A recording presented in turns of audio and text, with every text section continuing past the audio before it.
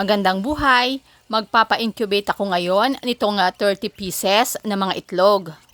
Dito din nga ako nagpa-incubate noon at 7 months na nga ang nakalipas. Itong mga itlog na ipapa-incubate ko ngayon ay galing mismo doon sa mga sisiw na ipina-incubate ko din noon at ito na nga sila ngayon. Disclaimer lamang po itong gagawin ko kasi ay parang experiment lang dahil kung tutuusin, itong aking mga pullets at cockerel ay magkakapatid. Hindi ko ito inire-recommend doon sa mga breeders.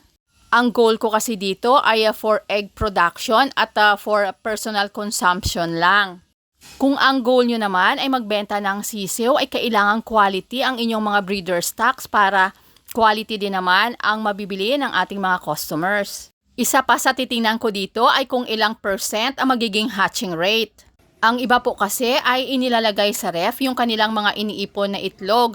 Pero itong sa akin ay hinayaan ko lang dito sa egg tray at inilagay ko lang sa medyo malamig na lugar.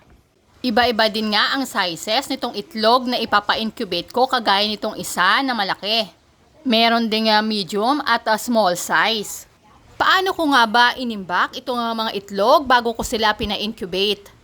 Hindi ko nga sinasabi na tama itong aking pamamaraan pero nabanggit ko nga kanina na ito ay isang experiment pa lang. Malalaman natin sa darating na June 7 or 8 kapag successful ito dahil ayon dito sa nagbabantay ay ika-21 days nila at ito yung time na mapipisa na. Sa pag-iimbak ng mga itlog na ipapa-incubate ay tandaan natin ang mga sumusunod. Una, dapat ay wala itong basag at malinis ang mga itlog. Kapag naman madumi ang itlog ay punasan lang natin ang bahagya. Huwag natin silang basain dahil ang mga itlog ay may protective coating na kung saan ay hindi ito basta-basta mapapasok ng mga bakterya. Pangalawa ay ilagay natin sa malamig pero hindi sobrang lamig na lugar. Kapag ilalagay nyo ito sa ref ay kailangan merong itong ideal temperature na 15 degree to 18 degree Celsius. Pangatlo ay patayo dapat ang pag-iimbak nitong mga itlog. Yung patulis na bahagi ng itlog ay dapat nasa ibaba.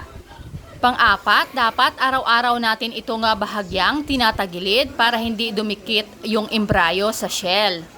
Panglima ay iwasan nating direktang nasisikatan ito ng init ng araw.